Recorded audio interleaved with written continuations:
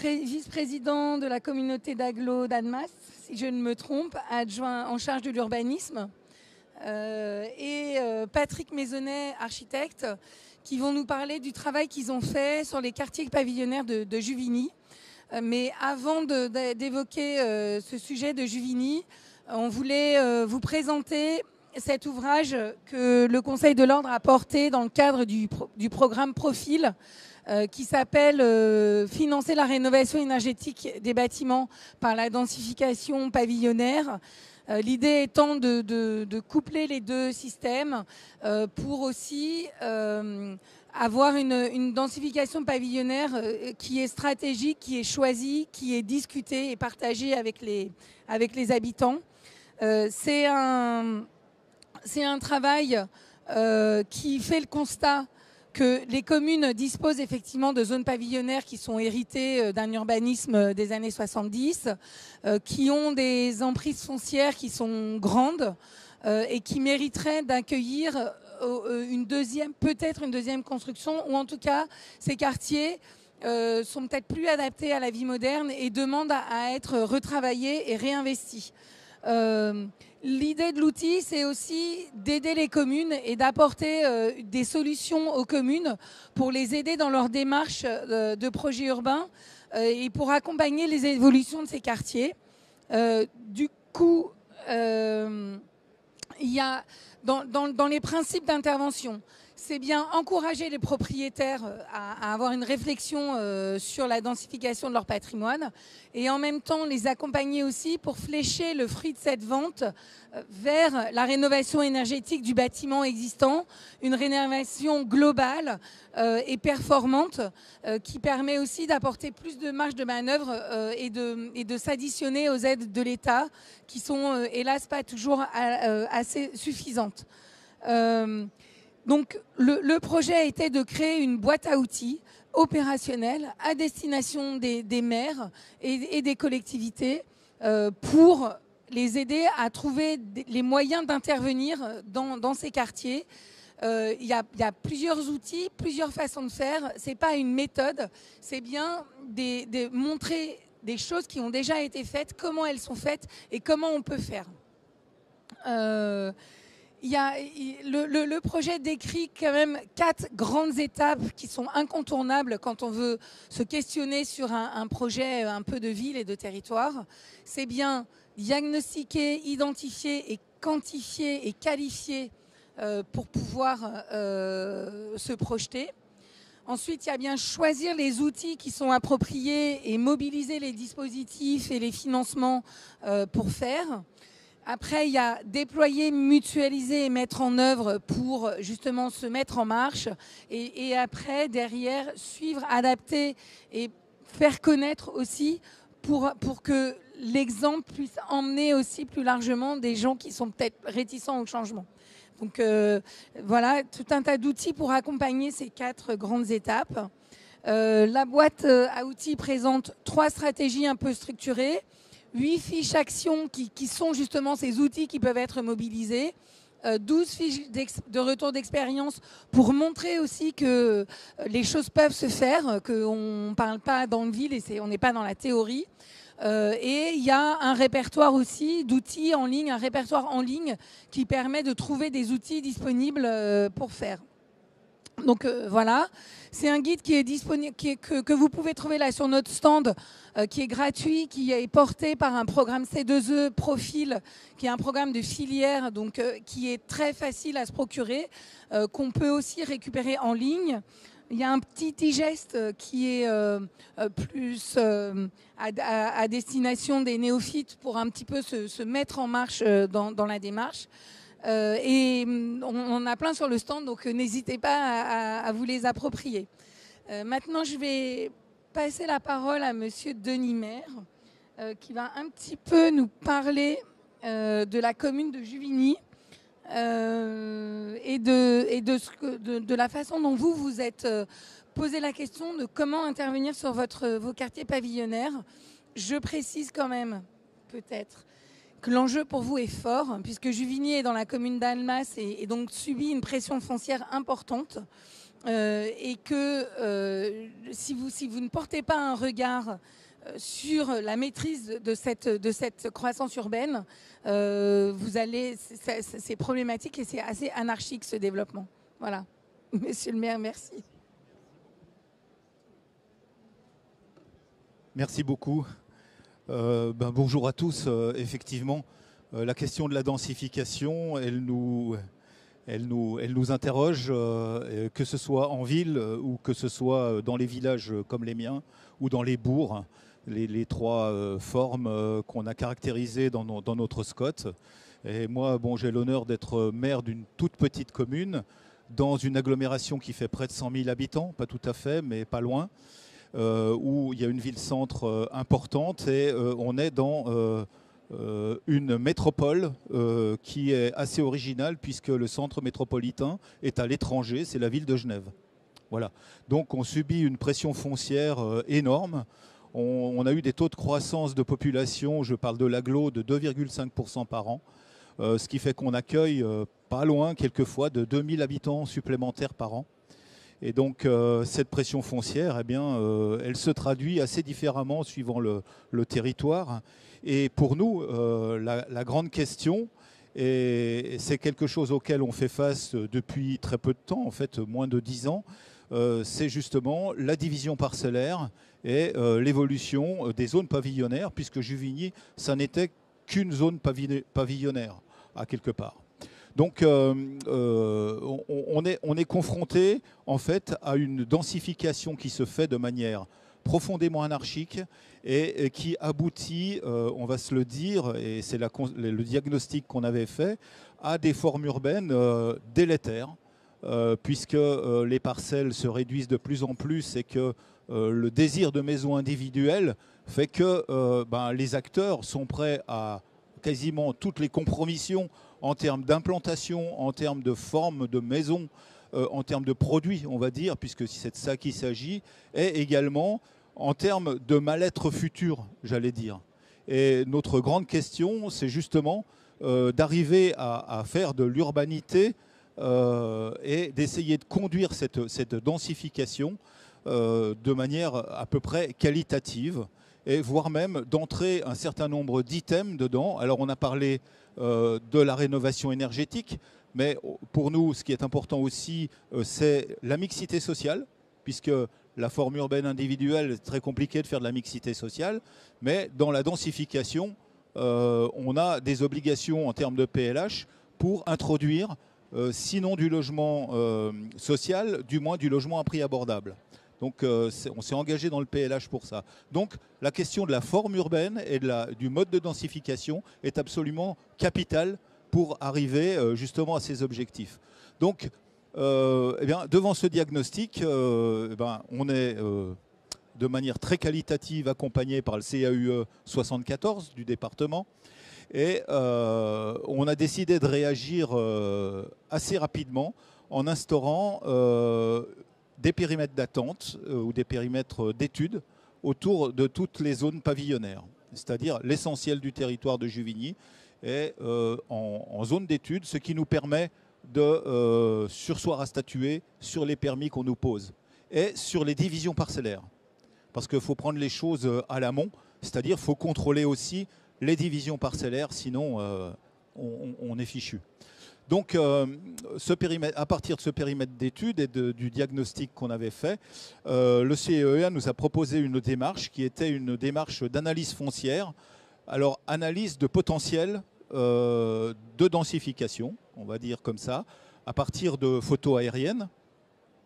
Et cette analyse nous a conduit donc à estimer que dans le potentiel en termes de maisons individuelles, en ayant dans le PLU tracé l'enveloppe urbaine de manière très stricte, on arrivait à pratiquement multiplier par 2,5 à 3 la population.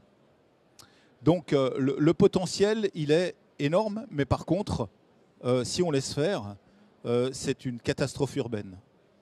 Donc à partir de cette analyse, On a fait un peu de marche à pied dans notre village, assisté par les architectes du CAUE.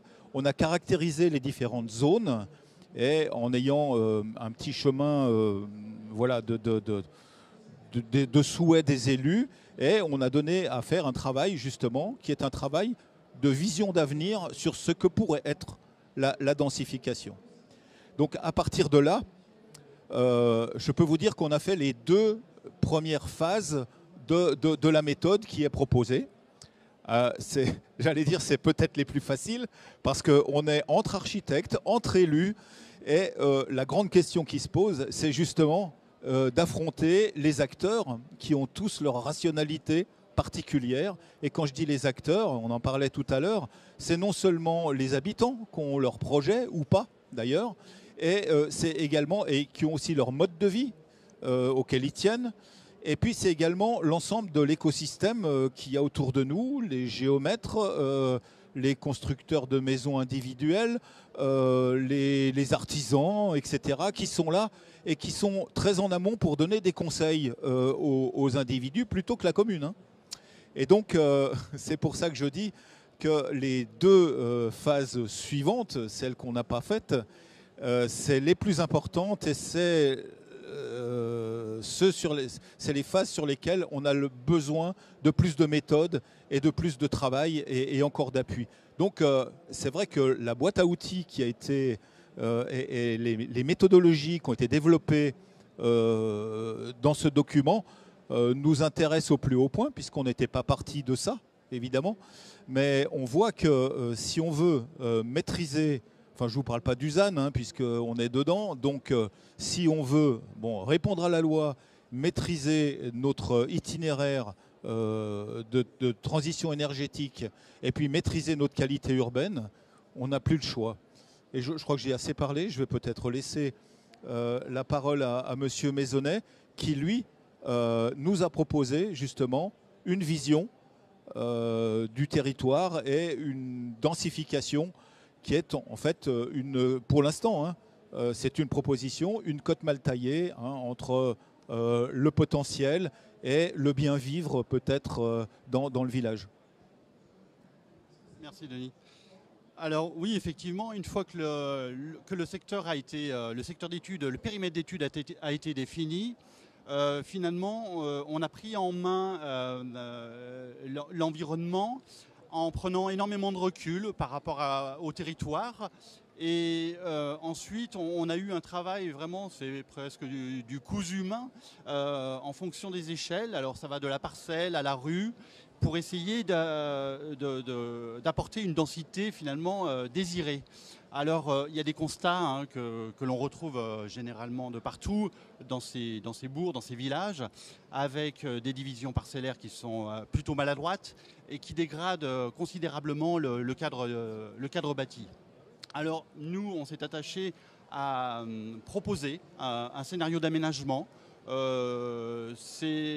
Nos compétences nous permettent d'avoir suffisamment de recul pour mesurer à la fois l'organisation spatiale, pour mesurer la fonctionnalité, pour mesurer la proximité, les distances, l'échelle des volumes bâtis.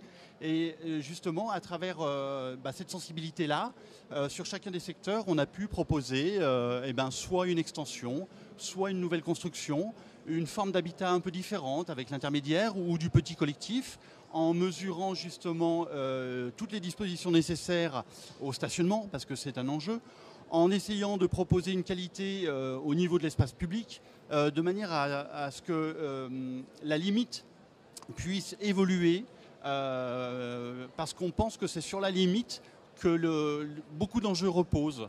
Et c'est notamment tous ces espaces intermédiaires entre la sphère complètement privée et l'espace public que l'on peut dénouer aujourd'hui des problématiques qui se traduisent derrière par des conflits de voisinage ou du mal-vivre ensemble. Donc cohabiter à toutes les échelles, soit individuelles, soit intermédiaires ou petits collectifs, en ayant chaque fois sur des périmètres extrêmement précis une intention, une proposition qui n'est pas la seule du tout, mais qui a le mérite d'exister et qui permet aux élus aussi de se positionner lorsqu'ils voient arriver un projet un permis d'aménager ou une division. Eh bien, ils peuvent mettre en comparaison justement ce scénario et le projet pour se forger un avis et aller plus loin dans la réflexion et la perspective. Ce qu'on disait tout à l'heure et ce qui est très intéressant dans cette démarche, c'est justement de porter une vision globale sur le territoire pour avoir une stratégie et pouvoir se positionner au cas par cas et permettre à ce patrimoine bâti d'évoluer. On disait aussi que finalement ce tissu pavillonnaire, c'est un tissu qui est très figé, qui n'a jamais été pensé dans une réflexion urbaine globale et qui a du mal justement à s'adapter et à s'adapter à une croissance rapide. Donc le fait de porter ce regard dézoomé aussi vous permet peut-être, vous architectes conseils et vous élus, de mieux maîtriser, de mieux... et alors peut-être, vous le disiez aussi monsieur le maire, le travail qui vous attend maintenant, c'est convaincre et porter ce projet avec vos administrés. Donc là aussi, il y a un énorme boulot. Donc c'est un petit peu sur cette approche globale qui est autre chose que additionner des petits bouts d'envie des uns et des autres. C'est ça qui est très important. Effectivement, on se heurte, et d'ailleurs c'est le concept de la maison individuelle, c'est-à-dire qu'on est chez soi, entouré de son mur de tuya, dans le pire des cas, donc on ne voit pas ce qui se passe à l'extérieur, et c'est un mode d'habiter qui aujourd'hui, il faut bien le reconnaître, est l'apanage d'une population plutôt vieillissante dans le village. Et un des diagnostics qui nous a amené à essayer de casser un petit peu tous ces codes et de faire évoluer le village, c'est ça aussi, c'est qu'à l'intérieur d'une agglo qui a environ 18% de personnes de plus de 60 ans, c'est assez dynamique. Nous, Juvigny, on a 30% de personnes de plus de 60 ans. Donc on voit bien aussi qu'il y a une question de génération et il y a une question aussi de savoir comment, à partir des milliers, effectivement, des centaines de projets individuels qui vont arriver en fonction de l'itinéraire familial, de l'itinéraire personnel des gens.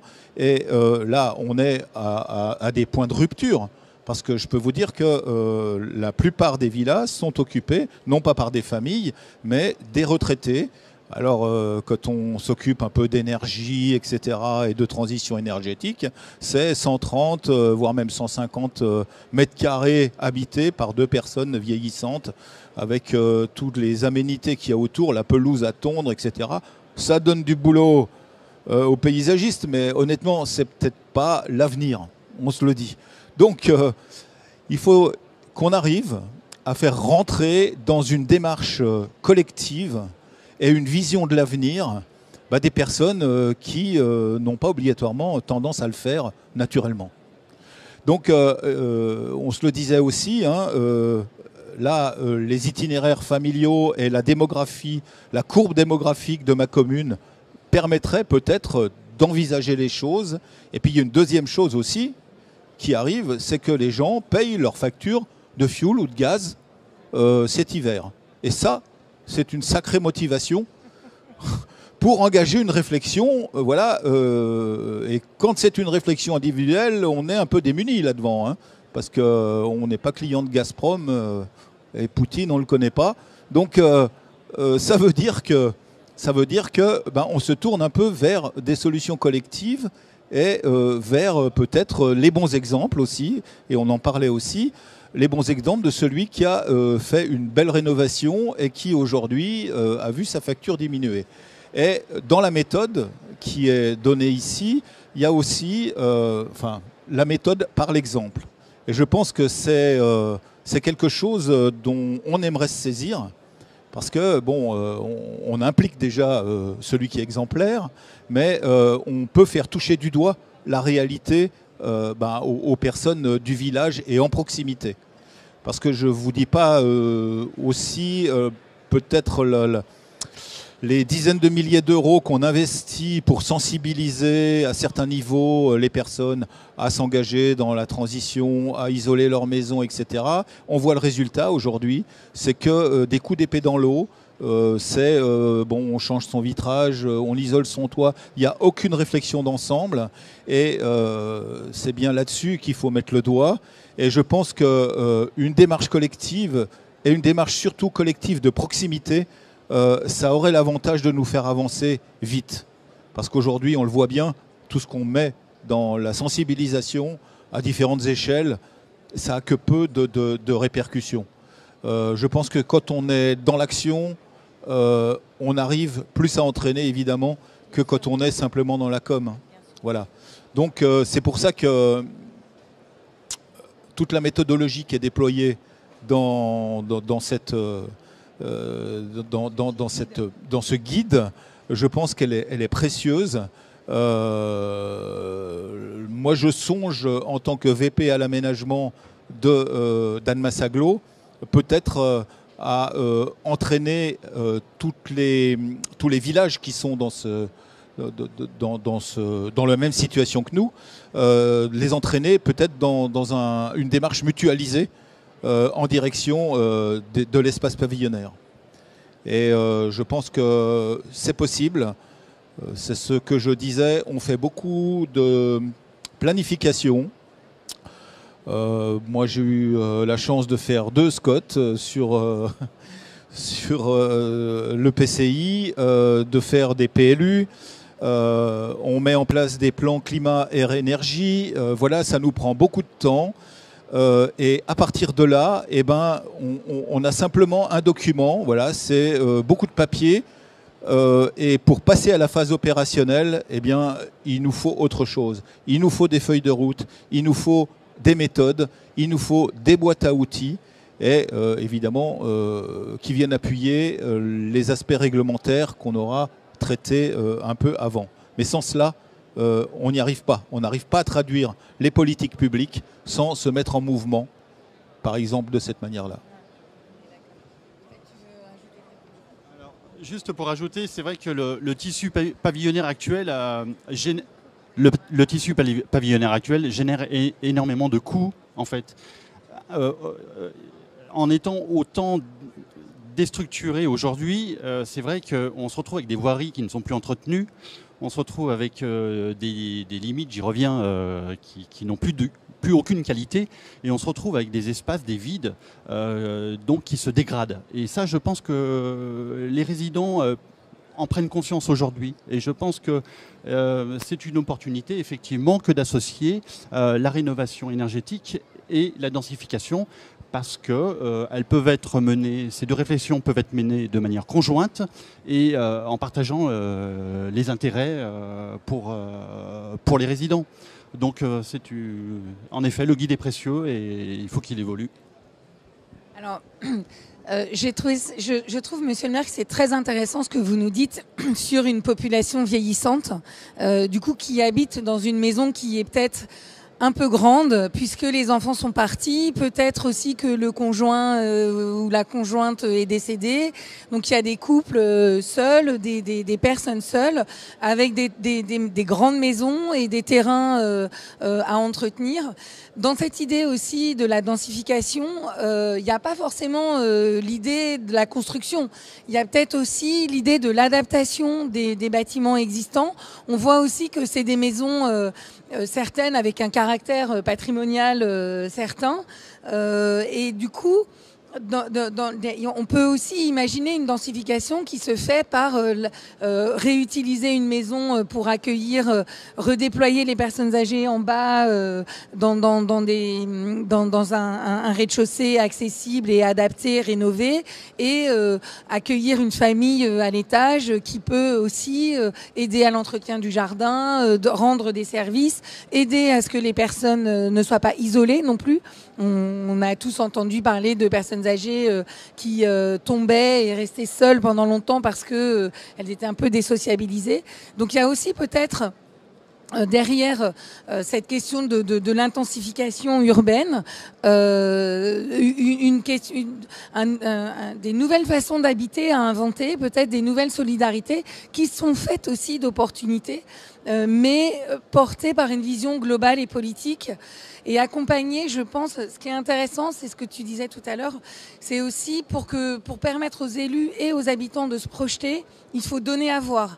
Donc le concepteur aussi, il est là pour faire ce passage d'idées, aider à conseiller, à voir comment on peut faire peut-être le pas de côté pour résoudre un problème. Il y a aussi toute cette relation fine. On voyait là, j'ai fait défiler l'ensemble des dessins qui ont été faits. On voit bien que c'est quand même de la couture extrêmement fine, un travail sur le long terme. Donc cette relation aussi entre l'élu et l'architecte qui se tisse dans le temps, ça aussi c'est quelque chose qui est très intéressant. Alors, je vais continuer à vous cirer les pompes. En fait, effectivement, on ne peut pas engager ce genre de travail, qu'il concerne la rénovation énergétique ou qu'il concerne la mixité sociale, la mixité générationnelle, sans qu'on ait à côté de nous un architecte. Parce que où est la question, où est le problème? La question, c'est des usages de l'habitat qui ont évolué grandement. Enfin, la maison de 150 mètres carrés, qui était une maison familiale avant, on voit bien ce qu'elle est devenue avec l'évolution des familles. C'est classique, hein. Il y a eu la décohabitation, on a beaucoup de familles monoparentales, etc. Il faut répondre à ces besoins. Et effectivement, le tissu pavillonnaire, comme vous l'avez dit, est quelque chose d'extrêmement sclérosé.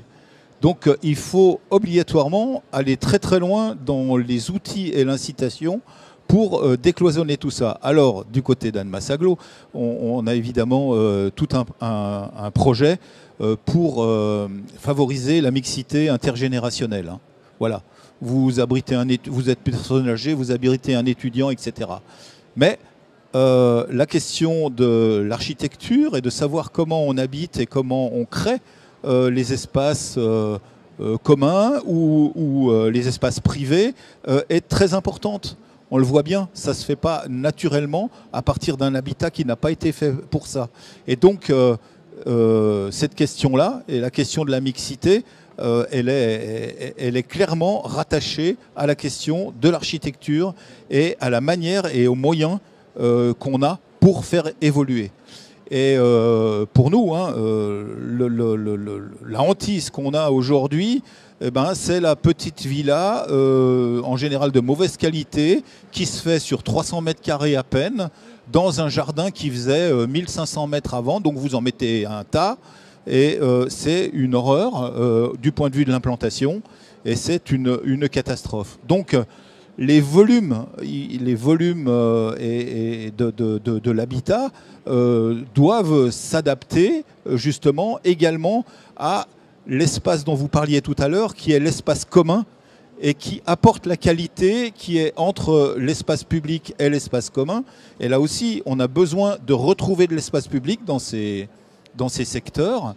Et pour retrouver l'espace public, eh bien, il faut être dans une démarche collective, sinon c'est très compliqué.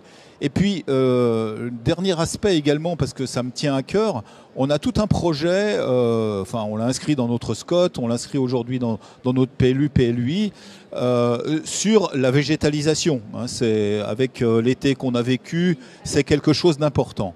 Et on peut se dire, à Juvigny, de la végétalisation, on est entouré d'arbres, enfin, je veux dire, il y a quand même...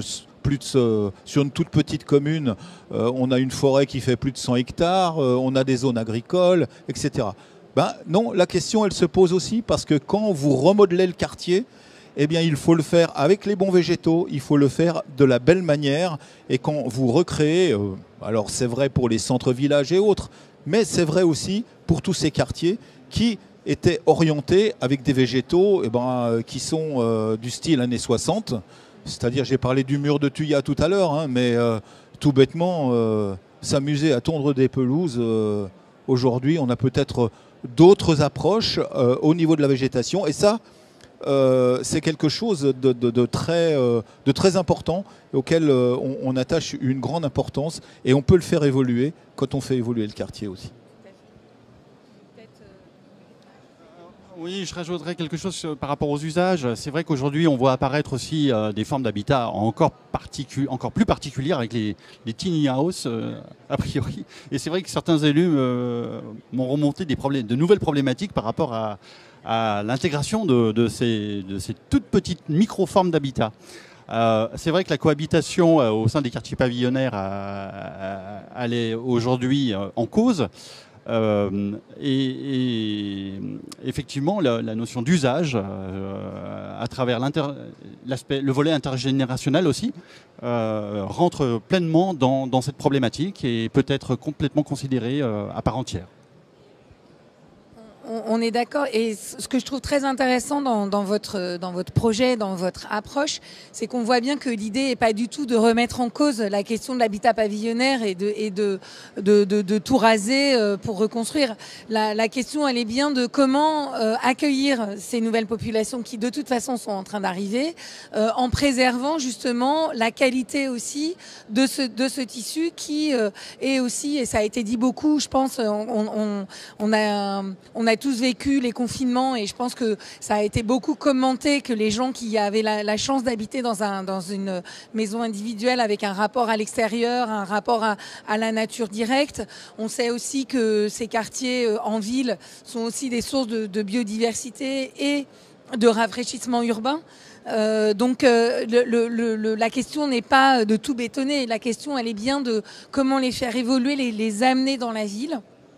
Je pense aussi que derrière la question de l'intensité, vous parliez, monsieur le maire, tout à l'heure du fait que Juvigny était finalement une ville pavillonnaire, une ville dortoir. C'est devenu une centralité avec peut-être quelques services, quelques commerces, et la densité aussi permet aussi un rapport aux services urbains facilité. Puisqu'on sait qu'il faut certaines aires géographiques de chalandise pour qu'un commerce s'installe, pour qu'il puisse vivre. Donc là aussi, derrière la notion de la densité, il y a aussi la notion de l'accès aux services, de mobilité peut-être plus choisie et plus douce. Je ne sais pas si vous avez quelque chose à commenter. Puis après, on va y aller. Oui, alors effectivement, sur la mobilité... évidemment, comme tous les territoires, on est très axé sur les mobilités douces et sur le fait de réduire la place de la voiture. Alors en ville aujourd'hui, puisque je m'occupe de l'urbain dense aussi, on peut avoir des ratios qui tombent en dessous de 1 sur les parkings quand on construit un logement. On arrive bientôt à 0,8, Genève est à 0,7. Voilà, on est dans des ratios très faibles. Quand on est en zone pavillonnaire, la voiture, elle est consubstantielle de la zone pavillonnaire. Et elle est consubstantielle de ce mode de vie, on va se le dire. Voilà. Et donc, comment changer de paradigme avec ce tissu pavillonnaire ? Alors, nous, on a la chance d'être à 4,5 km du centre-ville d'Annemasse, ou 5 km, voilà. Ce qui rend atteignable par les modes doux le centre-ville. On est un territoire peu dense et j'ai l'habitude de ne pas promettre à mes concitoyens qu'il y aura des bus à haut niveau de service qui vont les desservir parce qu'il n'y a pas encore assez de monde. Donc on a une ligne qui est atteignable à 1 km pour les moins bien placés du village, ce qui n'est pas non plus insurmontable. Hein, voilà. Donc, je veux dire, tout se met en place pour qu'on puisse, à l'échelle de l'agglo en tout cas, pour qu'on puisse utiliser les transports en commun de manière bien plus importante et utiliser les modes doux. Alors, pour utiliser les modes doux, eh bien, il y a la question de l'accès, parce que je vais vous dire, sur ma commune va passer la Via Rona. La Via Rona, c'est une véloroute, voilà, qui qui part de Marseille et qui normalement doit remonter jusqu'au glacier du Rhône. Voilà, en Suisse. Et donc cette Via Rhôna, en tout cas une antenne, passe dans mon village, ce qui me permettra de chasser un petit peu plus la voiture, qui est déjà pas non plus... on n'a pas des grosses charges en circulation sur la commune, mais qui permettra de donner une orientation. Et après, quand on a une infrastructure comme ça, eh ben, il faut la connecter.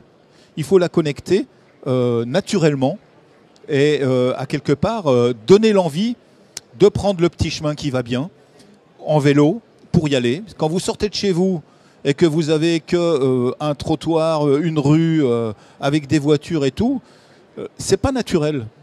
Mais lorsque vous faites des cheminements, que vous les concevez correctement, on voit que vous n'avez pas besoin de convertir les gens au vélo, ils le font. On a créé une voie verte entre Genève et Annemasse. Je peux vous dire que 15 jours après, c'était déjà un succès. Aujourd'hui, mais elle est blindée, il en faudrait une autre. Il faudrait l'élargir. Mais bon, bref. Et donc, ça, c'est les grands axes. Mais tout ce qui incite à y aller, et ça, on peut le faire quand on est dans l'urbanisme de détail du quartier. Voilà.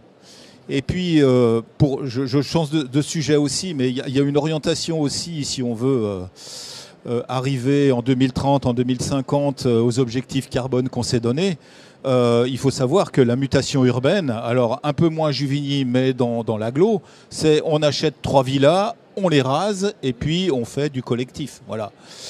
Ou alors on fait d'autres villas, on les vend un peu plus cher, on les serre un peu, on fait de l'habitat intermédiaire.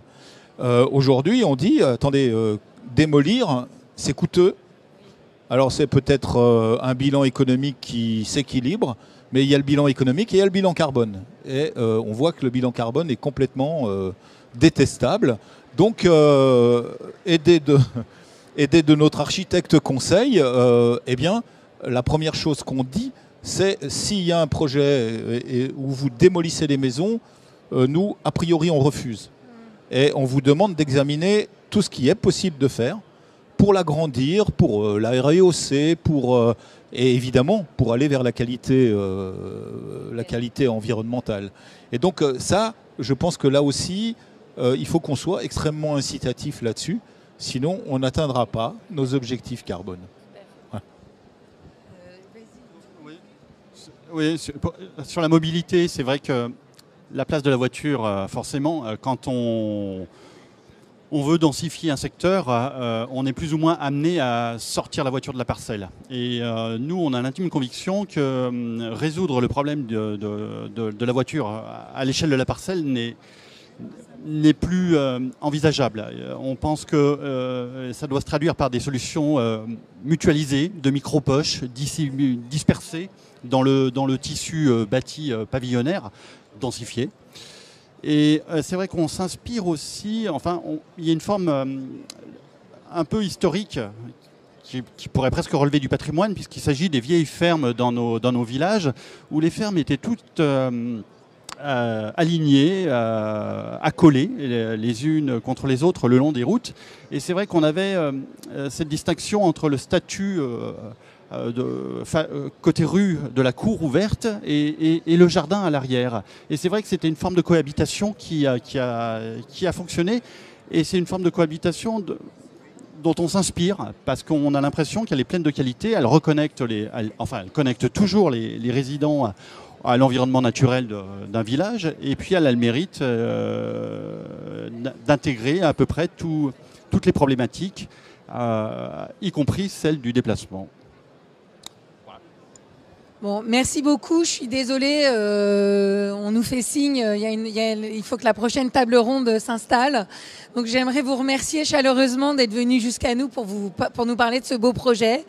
Vous souhaitez bonne chance, Monsieur le maire, dans la partie opérationnelle de ces études. Et puis, je pense qu'on peut les applaudir quand même. Merci beaucoup.